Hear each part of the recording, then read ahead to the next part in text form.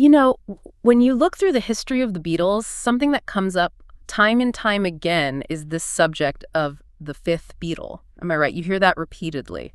That's true. And the funny thing is, often it's different people. Often you hear that their producer, George Martin, was the fifth Beatle.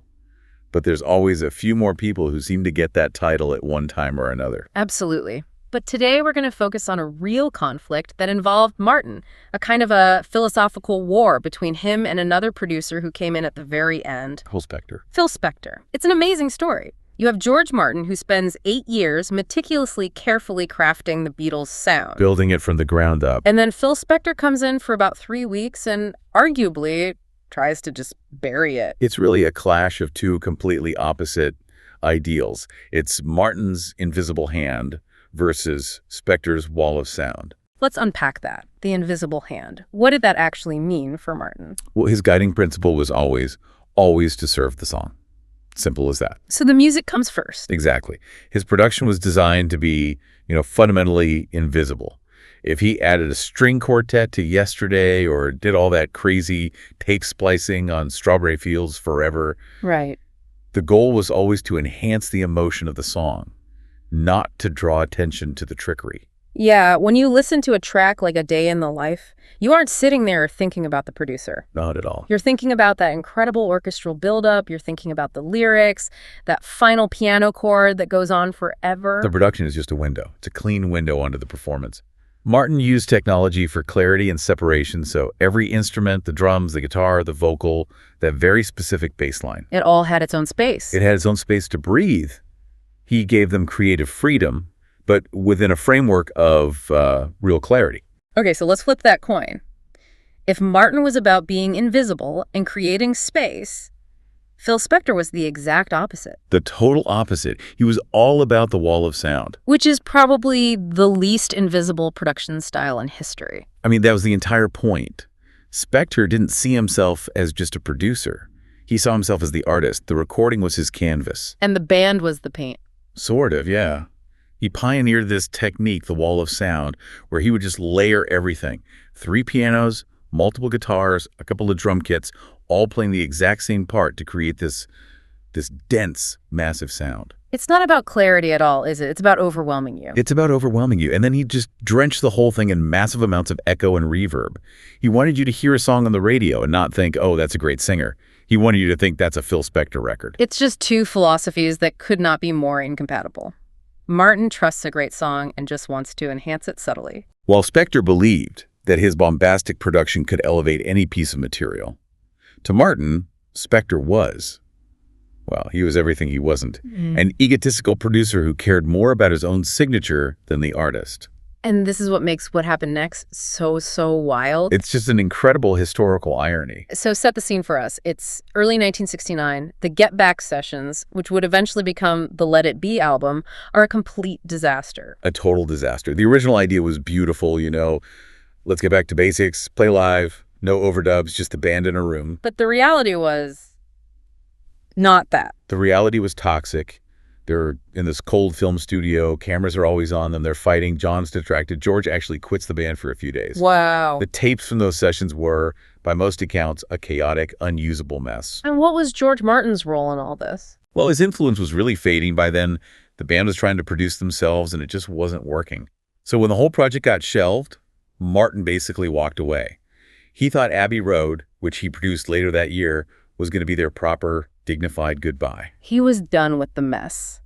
But the record label still needed an album from those tapes. The business needed a product. And in early 1970, the band's new manager, Alan Klein, who Paul, by the way, hated and voted against hiring, he needed someone to salvage those tapes, and fast. He needed a rescue artist. And he brought in Phil Spector. And Spector had some very powerful allies in the band. Right. John Lennon loved him. Adored him. Oh. Lennon loved that grand, dramatic sound. And George Harrison was also a big supporter. He just worked with Spector on his own solo album, All Things Must Pass, and fully embraced the wall of sound. Ringo was sort of neutral. Yeah, he just wanted it to be over. But here is the absolute crucial piece of the puzzle. Paul McCartney. Paul McCartney was completely absent. He was off preparing his first solo album, McCartney. He was not consulted on hiring Spector. He didn't attend a single session. So the man who wrote the ballads, the intimate songs, he had no say whatsoever. No say at all. So you've got George Martin, the architect of their entire sound, pushed aside on what would become their final album, and he's replaced by his artistic polar opposite, and he has no power to stop it. It's unbelievable. So that takes us right to the heart of the controversy, and the song that made Paul McCartney angry for decades. The Long and Winding Road. It's the perfect example of this clash, isn't it? It's the showcase. Paul recorded this incredibly raw, intimate piano ballad. It's just his vocal, a simple piano part, some subtle drums, a quiet guitar, and a very minimal bass line. It was supposed to be vulnerable. And Spector saw that vulnerability as an empty space he had to fill. He didn't just fill it, he flooded it. He took that simple recording and turned it into this sweeping, dramatic Hollywood soundtrack. He brought in a full orchestra. A 50-piece orchestra, and a 14-voice choir, and a harp.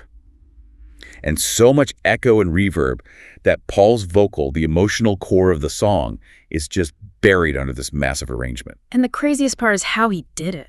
He did it all without Paul's knowledge. Without his permission. Paul didn't even hear it until the album was basically ready to be shipped. Can you imagine? You're Paul McCartney. You're expecting to hear your simple, heartfelt song, and what you get is this tidal wave of sound. It wasn't just anger he felt. It was, I think, a profound sense of violation. He reacted pretty strongly, didn't he? Oh, yeah.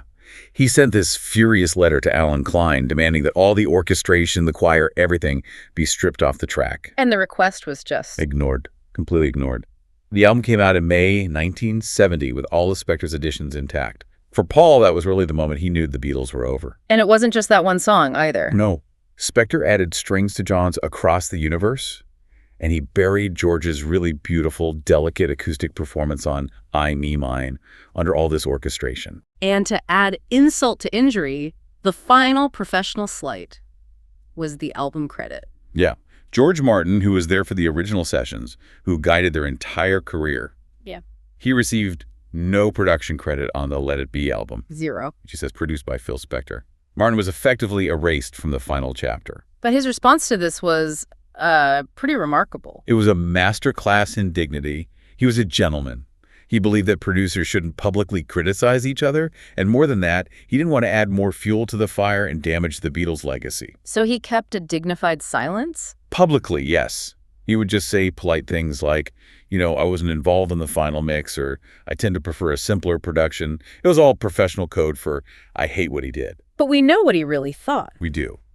Paul McCartney said later that Martin told him privately that the production on The Long and Winding Road was terrible, unnecessary, and that Spector had completely ruined it. He completely validated Paul's anger behind closed doors. And then vindication finally came. It just took about 30 years. It took until 2003 with the release of Let It Be, Naked. This was Paul's project, right? To fix it. It was his mission. He had engineers go back to the original tapes and strip away every single trace of Phil Spector. The strings, the choirs, the echo, all of it, gone. To get back to the album that was originally intended? Especially for The Long and Winding Road. And when it came out, the verdict from critics was almost unanimous. They loved the stripped-down version. Overwhelmingly. It proved that Martin's philosophy served the song, less is more, was just a better fit for the Beatles' music than Spector's bombast. History kind of proved him right. When you look at the legacies, it's so stark. Martin has 12 albums, records like Revolver, Sgt. Pepper, that are just timeless. Absolute cornerstones of music. Spector has one Beatles album, and it's mostly famous for the controversy and the fact that it had to be fixed 3 decades later. And there's a really dark epilogue to all this, which just throws the whole thing into an even sharper light. Yeah. I mean, Martin lived this long, dignified, respected life. Phil Spector's story. It ends tragically. He was convicted of murder in 2009 and died in prison. It's a powerful statement, isn't it, about creative ego. Martin never had to tear down Spector's reputation. In the end, Spector did that all by himself. Martin's dignified silence was the most powerful response he could have given. He just let his work and history speak for itself. Well, thanks for joining us today. Whenever you feel like knowing more about the Beatles, visit us at BeatlesRewind.com. Every day, we do something new there. Song reviews, album reviews, movie reviews, book reviews, documentaries, trivia, all 8 days a week. You can find us on the website, BeatlesRewind.com. You can subscribe on Spotify, Apple Podcasts, YouTube, Amazon Podcasts, practically anywhere on the inner tubes. The Beatles, all day, every day. We'll do it again tomorrow. Right. See you then. Until next time, when you listen. Your mind conducts its own symphony.